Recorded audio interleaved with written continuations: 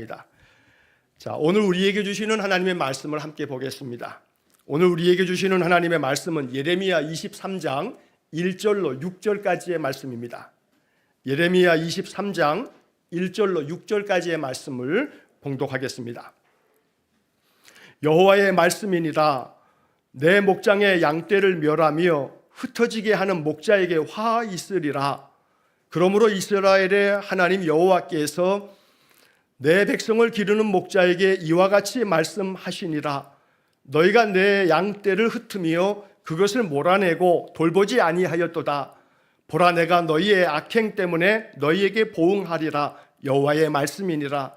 내가 내 양떼에 남은 것을 그 몰려갔던 모든 지방에서 모아 다시 그 우리로 돌아오게 하리니 그들의 생육이 번성할 것이며 내가 그들을 기르는 목자들을 그들 위에 세우리니 그들이 다시는 두려워하거나 놀라거나 잃어버리지 아니하리라. 여호와의 말씀이니라.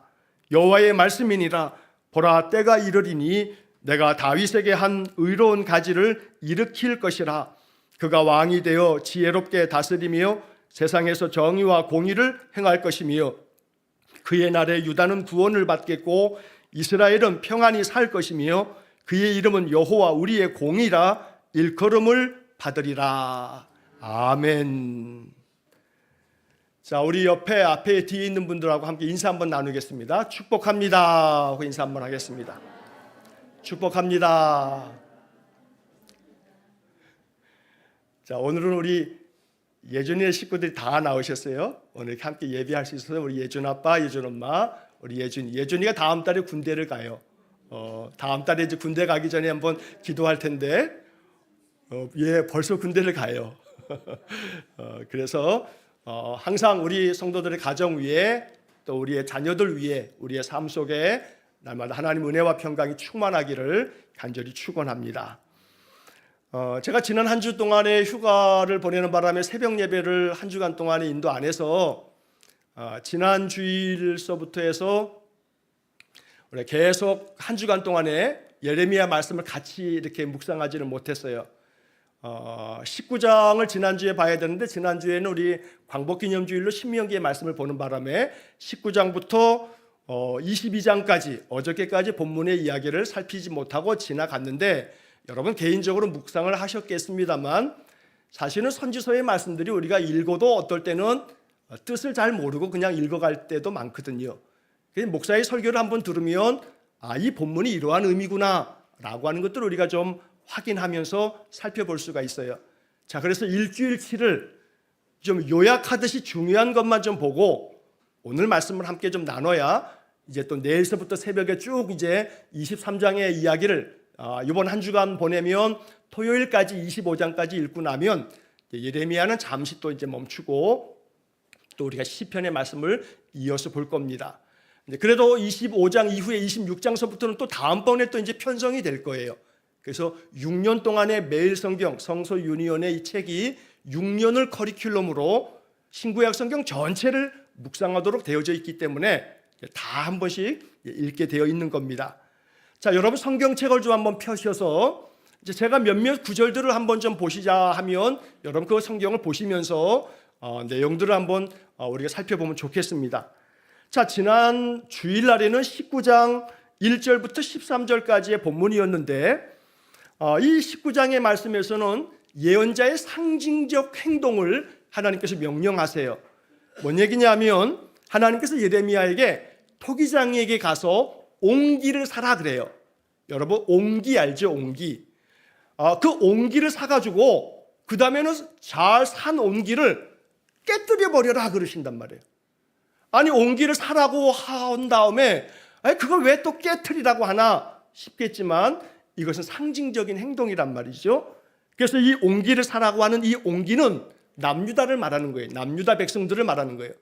그런데 그 옹기를 산 다음에 깨뜨려라 라고 하는 것은 하나님께서 이렇게 그 옹기를 깨뜨려 버리듯이 남유다를 심판하시겠다는 말씀이에요. 그래서 19장 11절 말씀을 여러분 보시게 되면 거기에 그런 말씀들이 나와요. 그릇을 한번 깨뜨리면 다시 완전하게 할 수가 없단 말이에요. 자, 이와 같이 하나님께서 이 백성을, 이 성읍을 무너뜨리겠다 하시는 말씀을 하세요. 왜냐하면 그 이유가 나와요. 그 이유가 19장 1절부터 14절 말씀 보게 되면 한 6가지 이유가 있어요. 여호와를 버렸다, 성전을 부정하게 아주 불결하게 만들었다, 다른 신들에게 분향하며 우상 숭배했고 무죄한 자들의 피를 흘리도록 불의한 행위를 했으며 또 바알의 산당을 건축하기도 하고 바알에게 자녀들을 불태워 제물로 바치는 만행을 저질렀단 말이에요. 그래서 그런 이유 때문에 옹기를 깨트리듯이 남유다를 깨뜨려 버리겠다 하는 말씀이 지난 주일에 우리가 읽을 본문이었어요. 자, 그 다음에 월요일 날 아침에는 19장 14절서부터 20장 6절까지의 말씀들이 쭉 이어졌는데 어떤 이야기가 나오냐면 그 당시에 성전의 총 감독을 맡았던 제사장 중에 한 사람이 바스훌이라고 하는 사람이 있어요. 바스훌이라고 하는 이 이름은 동명이인이 또 다른 데서 또 나와요. 이름은 같은데 다른 또 사람도 있어요. 바스훌이라고 하는 이름 자체가 뜻이 좋아요. 즐거워하다 그런 뜻이거든요. 그래서 이 바스훌이라고 하는 성전의 총 감독을 맡고 있는 제사장이 예레미야를 붙들어다가 막 폭행을 하여 때리고 예레미야에게 착고를 채워가지고 가두어뒀어요. 그런데 그 다음 이튿날 풀어주긴 했어요. 자, 이렇게 풀어주면서 이 바스훌이 이 예레미야를 얼마나 박해하고 고통을 안겨줬는지 몰라요. 자, 그때 하나님께서 예레미야를 통해서 이 바스훌에게 너의 이름 바스훌을 이제는 바스훌이라 하지 말고 마골 미사빕이라고 해라. 이 마골 미사빕이라고 하는 뜻은 뭐냐면 사방으로 두려움이 찾아올 거다라고 하는 그런 뜻이에요. 자, 이렇게 해서 예레미야는 그런 핍박을 당하면서 온 유다를 바벨론 왕의 손에 넘기겠다는 하나님의 심판의 말씀을 또다시 예언을 합니다. 그러면서 너희들이 가지고 있는 모든 그 부와 소득과 그리고 모든 귀중품들을 다 바벨론에 탈취를 당할 거다라는 이야기가 이제 월요일의 본문이었어요. 자, 그리고 화요일 날 20장 7절부터 18절까지의 말씀에서 이 예레미야는 핍박을 당하면서 그 마음에 그 핍박이 너무나 괴로워가지고 이 모든 것들을 다 사역이고 뭐고 다 그만 집어치고 싶은 마음이 있었어요. 심지어 그 화요일에 읽었던 예레미야 20장 14절 말씀에 보면 예레미야가 이런 표현을 써요. 내 생일이 저주를 받았더라면 내가 내 어머니의 그 뱃속에서 그 모태에서 내가 죽어서 어머니가 내 무덤이 되었더라면 얼마나 좋았겠는가 하면서 예레미야가 자기가 태어난 것 자체를 저주할 만큼 그렇게 괴로운 심정을 토로하고 있어요. 그런데 그러면서도 또 한편 뭐라고 얘기하냐면 그럼에도 불구하고 주님의 이름을 내가 다시는 외치지 않겠다 했지만 하나님께서 내 마음에 하나님의 말씀이 내 심장 속에서 불붙는 것 같아서 내가 이 말씀을 전하지 않을 수가 없게 된다라고 하는 그런 예레미야의 선지자로서의 그 뜨거운 사명감을 말씀하고 있다는 거죠. 오늘 이 예레미야 20장의 9절에 나오는 이 예레미야의 고백이 우리 이정수 목사님의 고백이 되기를 마음속에 기도합니다. 사역이 척박하고 힘이 들지만 그래서 정말로 아무리 얘기해도 듣지 않는 저 일본 땅에서 사역을 하더라도 내가 다시는 주님의 이름으로 외치지 않겠다라고 말하면서도 그럼에도 불구하고 예레미야는 주님의 말씀이 내 안에서 불붙는 것 같아서 그래서 내가 이 뼛속까지 타들어가는 그 마음 때문에 말씀을 전하지 않을 수 없다 하는 그런 예레미야의 심정으로 우리 이 목사님 일본 땅에서 사역할 때 하나님의 놀라운 역사들이 말씀 속에서 나타나는 은혜가 있기를 원합니다. 우리의 마음에도 마찬가지입니다. 어찌 보면 예레미야 같은 마음을 가지고 인생을 살 때가 있어요. 예수를 믿어도 뭐 표적이 나타나지도 않고 뭐 예수 믿는 삶 자체가 모든 일이 다 형통하지도 않고 내가 예수 잘 믿고 항상 주일 성수하며 예배해도 내 삶에 많은 고난이 찾아오고 그래서 예수 믿어도 뭐 별 다를 것도 없어 보이고 그런데 예레미야가 고백했던 것처럼 하나님의 은혜가 내 마음에 불붙는 것 같아서 내 뼛속까지 타오르는 것 같아서 내 눈에 아무 증거 보이지 않아도 하나님께서 내 마음속에 타오르는 그 뜨거운 신앙의 열정으로 말미암아 내가 믿음을 지키면서 평생 믿음, 중간에서 낙오하지 아니하고 신앙 떠나지 아니하고 교회를 버리지 아니하고 믿음 안에서 평생 믿음, 바로 그런 뜨거움을 하나님께서 예레미야에게 허락하신 것처럼 우리에게도 허락해 주시기를 주의 이름으로 간절히 축원합니다. 지난주 중에 기도 공보의 일면의 기사가 뭐냐면, 연초가 되게 되면 우리 교단에서 총회에서 각 교회마다 이 교회 통계를 요청을 해서 다 교단 이제 홈페이지에다 다 그 통계를 올립니다. 그런데 이 코로나 이후에 우리 교단만 예를 드는 거예요. 우리 교단의 통계에 의하면 지금까지 지난해보다도 올 한 해 한 5만여 명이 넘도록 그 숫자가 줄었다는 거예요. 우리 교단 통계만이에요. 그러니까 숫자가 점점 교회마다 줄어들고 있어요. 자연적 감소도 있어요. 뭐 저출생 시대에 인구는 줄어들고 또 노령 인구는 더 많아지면서 또 자연적으로 생겨지는 그런 이 감소도 물론 있겠습니다만, 사실은 자연적인 감소 이 하나만의 원인은 아니에요. 교회가 교회되지 못함으로 말미암아 성도가 성도답지 못하다 보니까 신앙생활하는 것이 무슨 유익이 있나? 뭐 예수 안 믿어도 나 예수 믿고 있어. 교회 안 나가도 나 예수 잘 믿고 있어. 라고 하는 그런 사람들이 점점 많아지는 거지요. 그러다 보니까 교회의 숫자가, 성도들의 숫자가 점점 감소하고 있는 추세에 있어요. 줄어들어도 관계없다 할 수가 없어요. 왜냐하면 우리의 믿음이 계승되지 못하는 거거든요. 그러다 보니 뜨거운 마음, 뜨거운 심정으로 정말로 이 예레미야에게 말한 것처럼 하나님의 말씀이 우리 안에서 불붙는 것 같은 그런 은혜가 있어야 되겠습니다.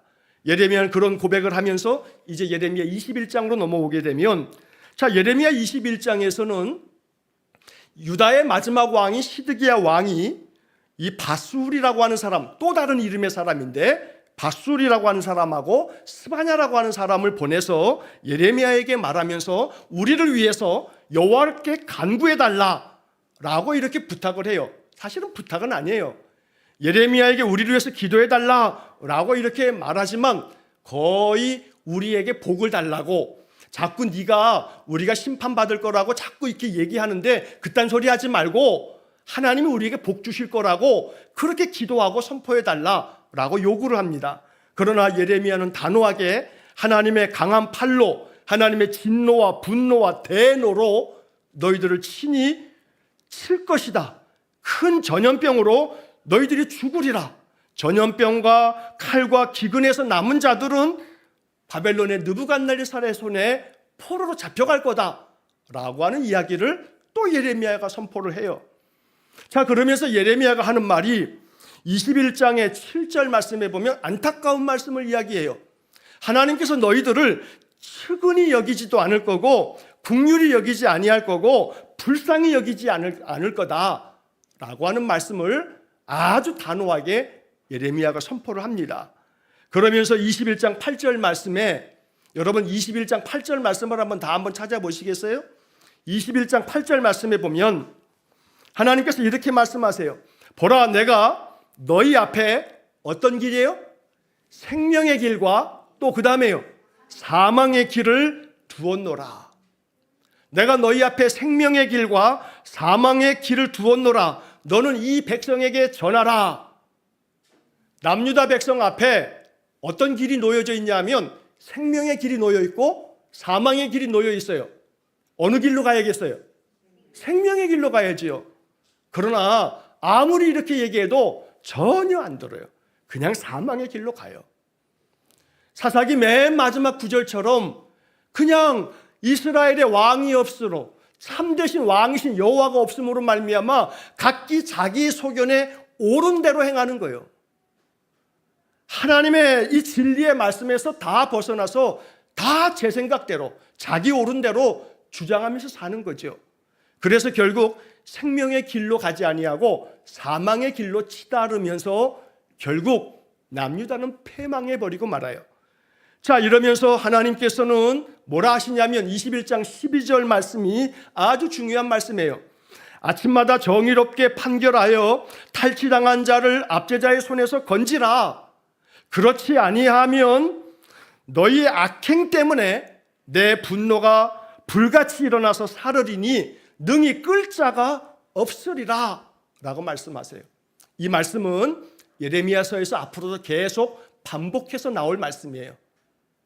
여기서 중요한 것은 아침마다 정의롭게 판결해라. 판결은 누가 하는 거예요? 판사가 하죠.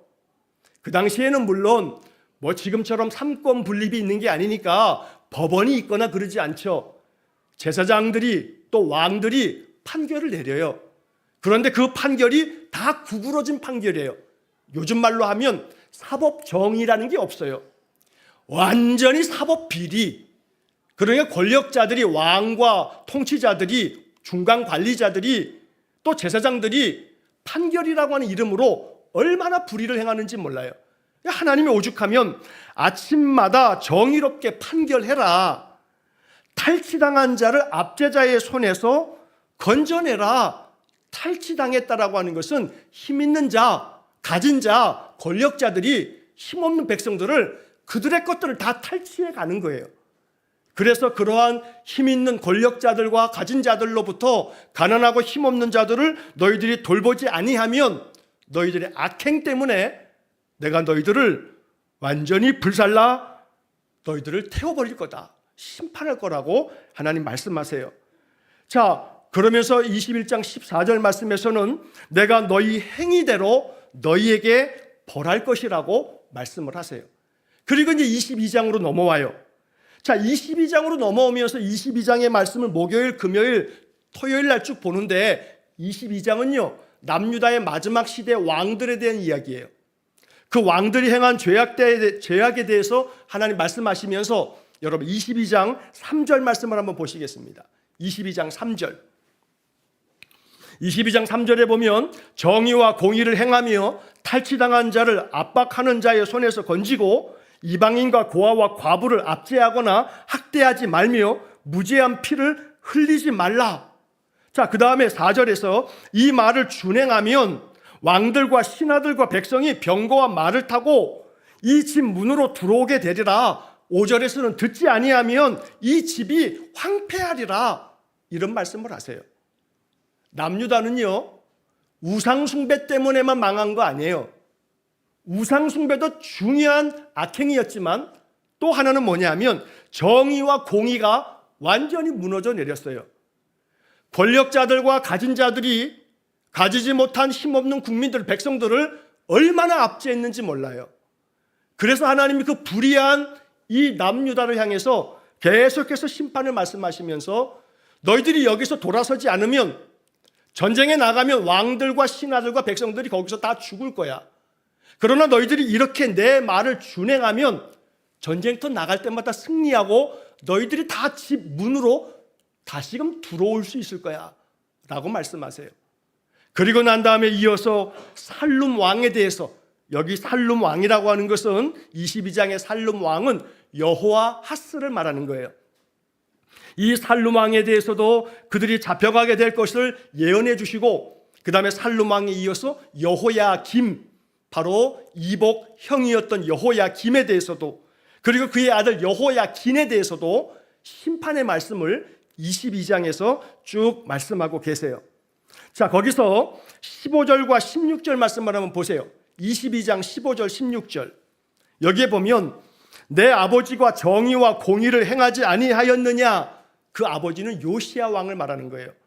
요시야는 진실했죠. 종교개혁도 단행했죠.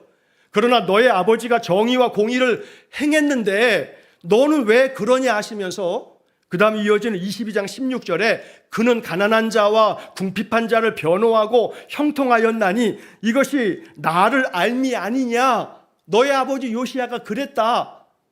정의와 공의를 행했고 가난하고 궁핍한 자를 변호해 줬다.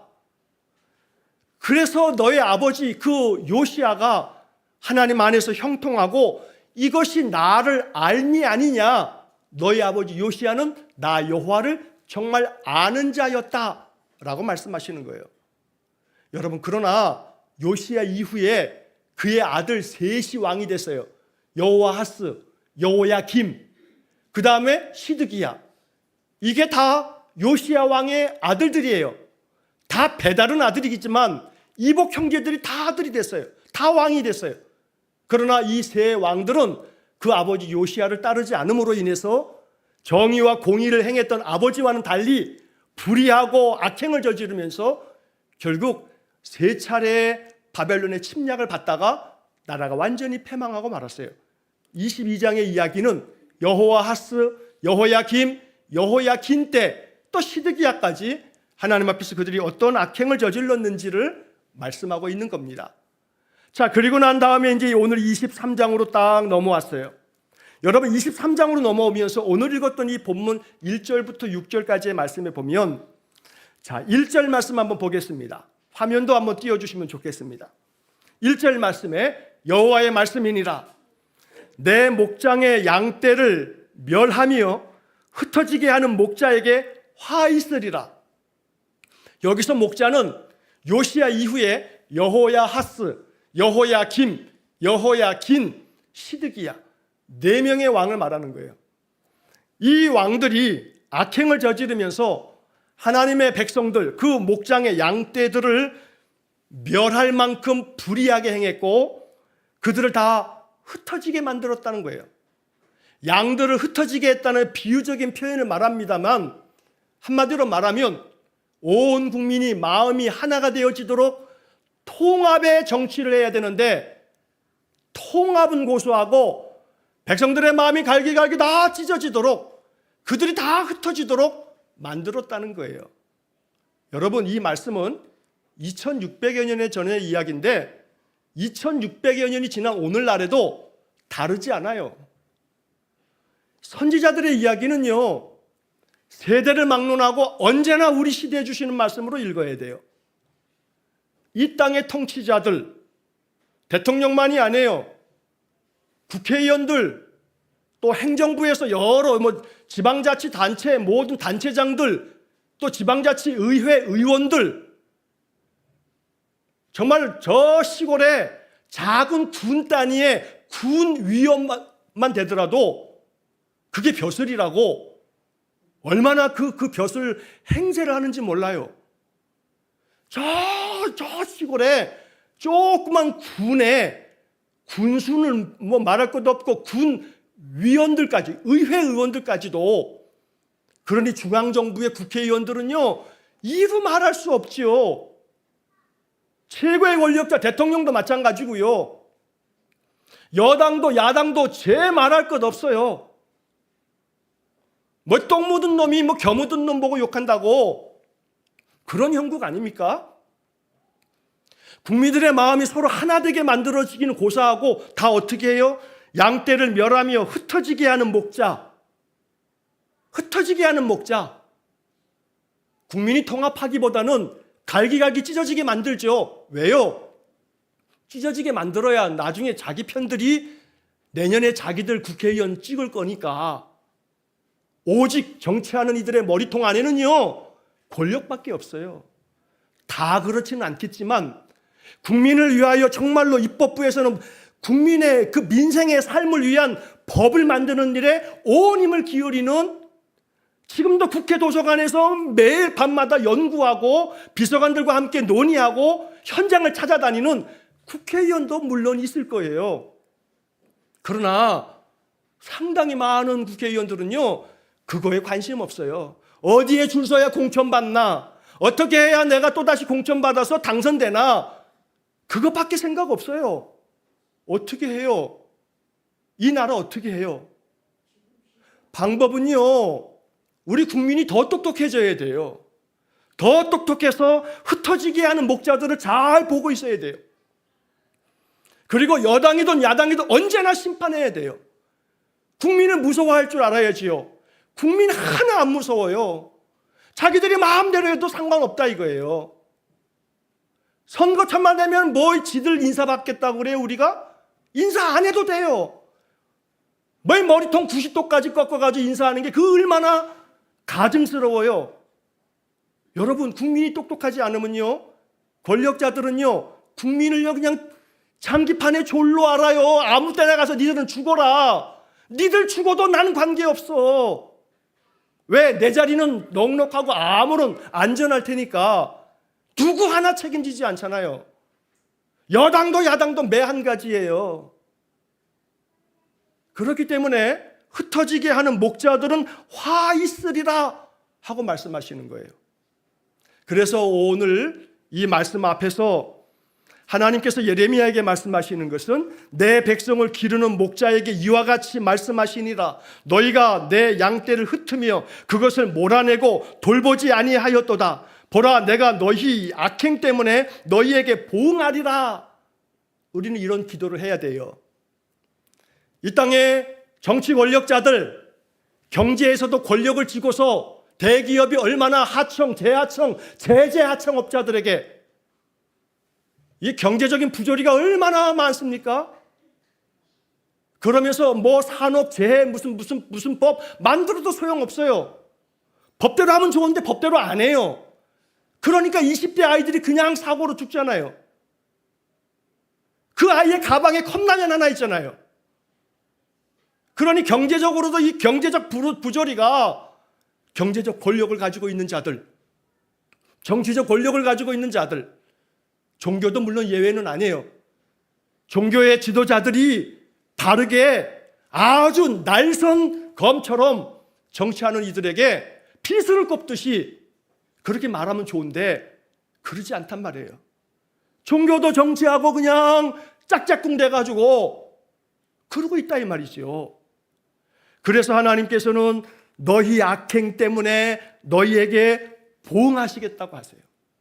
이게 하나님의 아주 준엄한 말씀이세요.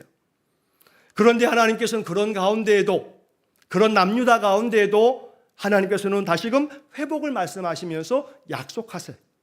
그 약속이 3절 이하의 말씀인데 이렇게 말씀하세요.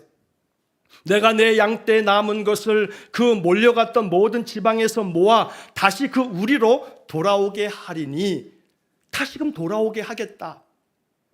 이 백성들을 내가 다 멸하지는 않겠다. 다시 돌아오게 하겠다.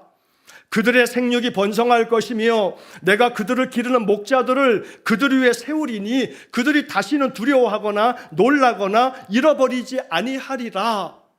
다시 목자를 세우겠다 말씀하세요. 여기 다시 목자를 세우겠다는 4절의 말씀은 그들을 기르는 목자들을 그들 위에 세우겠다. 이 목자들은요, 나중에 바벨론 70년 포로 생활을 마치고 돌아오면서 하나님이 의로운 목자들, 수룹바벨, 에스라, 느헤미야, 학개, 말라기, 이러한 어떤 선지자들과 또 이러한 총독들을 세우셔가지고 하나님께서 남유다를 건실하게 회복하시겠다고 말씀하신 예언의 말씀이에요. 그래서 하나님이 다 무너뜨린 것 같지만 그 밑둥 구루터기를 남겨두셔서 다시금 총독 수룹바벨을 통해서, 느헤미야를 통해서, 또 하나님의 선지자 에스라를 통해서, 학개를 통해서 하나님께서는 남유다를 다시금 재건하시겠다고 또 약속하신 말씀입니다. 그리고 5절과 6절 마지막 부분에서 이제 하나님께서는 종국적으로는 다윗의 그 씨에서 한 의로운 가지를 일으킬 것이라고 말씀하고 계세요. 여기서 다윗에게 한 의로운 가지를 일으키겠다. 의로운 가지가 누구냐 하면 이게 바로 마지막 우리 주님께서 오시게 되는 우리 주님의 강림하심을, 메시아에 대한 예언의 말씀이에요. 그래서 여러분 성경책에 보시게 되면 23장 1절 위에 여러분 가진 성경책에 아마 이 대한성서공회에서 정한 소 제목이 붙어 있을 거예요. 미래의 왕 메시아라고 적혀 있을 거예요. 여기서 말하는 의로운 왕 가지가 바로 메시아를 말하는 거예요. 하나님께서 의로운 한 가지를 일으킬 건데 그 의로운 한 가지가 왕이 되어서 지혜롭게 다스리고 세상에서 정의와 공의를 행할 것이고 유다를 구원할 것이고 이스라엘 평안히 살도록 여호와는 우리의 공의가 되신다, 이렇게 말씀하시는 메시아가 오실 것이라 라고 하는 예언의 말씀을 말씀한 것이 5절과 6절입니다. 자, 이런 말씀을 우리가 이렇게 읽으면서 이제 마음에 묵상해야 할 것이 있어요. 하나님께서는 반드시 하나님의 백성들, 하나님께서 은혜 주시는 나라를 복 주실 겁니다. 저는 분명히 우리 대한민국은 하나님께서 이 땅에 부어주신 은혜가 그 어느 민족보다 확실하다고 믿습니다. 하나님 택한 백성이며 택한 나라라고 분명히 믿습니다. 그래서 우리의 이 지나간 역사를 더듬어 보더라도 하나님이 완전히 망할 것 같은 상황에서도 다시금 일으킨 나라가 바로 이 대한민국입니다. 6.25 전쟁으로 저 부산 한 군데밖에 남지 않았음에도 불구하고 끝난 게임이에요. 전쟁이 끝이에요. 이제 부산이 딱 끝나면 이젠 끝인 거예요. 완전히 공산화가 되어지는 그때에도 하나님께서 기적같이 이 땅을 다시금 일으키셨어요. 비록 분단되어서 남유다 북이스라엘처럼 분단국가로 지금까지도 이렇게 살아가고 있습니다만 하나님이 놀랍게 역사하시는 민족이라고 믿습니다. 그렇기 때문에 지난 세월 동안에 많은 독재 정권들이 있었고 많은 군인들이 권력을 잡아서 군사정권 시절들이 있었지만 그럼에도 불구하고 하나님이 역사 가운데서 이 땅을 지켜오셨어요. 하나님 지금까지 이루신 그런 이 나라를 그냥 두시지는 않을 줄로 믿습니다. 그래서 오늘 본문의 1절과 2절에 나오는 이 사꾼 목자들과 같은 이 악한 국민들을 흩어버리는 목자들은 하나님께서 보응하시겠다 말씀하시는 것이고, 또 다른 하나님의 의로운 가지를 일으켜서 이 나라를 정의롭고 공의롭게 다스리시겠다고 약속하고 계시는 겁니다. 여러분, 이 말씀을 이렇게 묵상합시다. 기도해야 합니다. 국민들을 흩어버리는 그러한 지도자들은, 국민들의 마음을 갈기갈기 찢어놓는 지도자들은 우리가 잘 주목하고 봐야 합니다. 그리고 언제나 선거 때마다 선거에 참여하지 않으면 안 돼요. 온 국민이 참여해야 돼요. 투표율이요 70% 80% 넘으면요, 그럼 정치하는 사람들은요 국민을 두려워해요. 국민들이 가만히 안 두겠다는 마음으로 언제나 민주적인 절차에 의해서 선거에 참여해야 돼요. 그래서 국민의 뜻이 완전히 반영돼야 돼요. 그래서 여당도 야당도 국민을 두려워할 줄 알도록 너희들 가만히 안 둬, 이렇게 두려워할 줄 아는 그러한 자들을 만들어야 돼요. 그렇기 때문에 하나님께서 이제 우리에게 맡기신 말씀이 있어요. 한 의로운 가지가 일어날 것이라고 말씀했는데, 의로운 가지는 메시아를 예언한 말씀인데 우리는 이 말씀을 이렇게 읽어야 돼요. 그 의로운 가지가 곧 메시아 그리스도이면서 예수를 나의 구주로 믿는 성도 한 사람 한 사람이어야 된다라고 하는 겁니다. 여러분, 의로운 가지로 이 땅에 나타나셔야 돼요. 그렇게 살아가셔야 돼요. 왜냐하면 요한복음 10장에서 하나님 주님께서는 나는 선한 목자라 말씀하시면서 요한복음 15장에서는 예수님께서 말씀하세요. 나는 포도나무요 너희는 가지라고. 나는 포도나무요 너희는 가지라 말씀하세요. 너희는 가지다. 어떤 가지? 의로운 가지라고 오늘 예레미야서를 통해서 우리에게 말씀하시는 겁니다. 그렇기 때문에 우리가 의로운 가지가 되어야 해요. 메시아 그리스도께서 의로운 가지가 되어 정의와 공의로 세상을 다스리겠다 말씀하시지만 그 마음을 우리가 가져야 돼요. 예수 믿는 사람들이 더 정직해야 돼요. 예수 믿는 사람들이 더 진실해야 돼요. 예수 믿는 사람들이 겉과 속이 다르면 안 돼요. 하나가 돼야 돼요. 예수 믿는 사람들을 바라보면 야, 저 사람 예수 믿는 사람답다. 저 사람 예수 믿는 사람인가 봐. 그래야 되지 않겠습니까? 못된 사람을 볼 때마다 저 사람 교회 다니는 거 아니야? 라는 소리를 듣는다면 이것은 우리에게 정말로 불명예예요. 우리의 선한 행실을 볼 때마다 교회 다니세요? 라고 누군가가 말한다면 우리는 정말로 진짜 그리스도인다운 사람입니다. 그러므로 한 의로운 가지를 주님께서 말씀하시는데, 주님은 말씀하시는 거예요. 의로운 가지는 곧 너희들이다. 그래서 우리는 오늘 말씀의 제목을 이렇게 잡았어요. 의로운 가지를 꿈꾼다. 누가 의로운 가지예요? 내가 의로운 가지예요. 내가 의로운 가지여서 내가 정말로 말씀 안에 바르게 서서 나의 삶 속에 늘 주님과 동행하고 말씀 속에서 교훈을 얻어서 말씀대로 살고, 가정 안에서도 또 내 일터에서도 나의 삶의 자리에서 정말로 그리스도인다운 그런 빛을 드러내는 그런 신자가 될 때 하나님은 의로운 가지가 너였구나 라고 축복하실 줄로 믿습니다. 여러분, 마지막으로 옆에 있는 분들한테 이렇게 한번 축복합시다. 당신이 의로운 가지입니다. 당신이 의로운 가지입니다. 우리 모두가 의로운 가지가 되어서 의롭게 우리의 삶을 살아갈 수 있기를 간절히 축원합니다.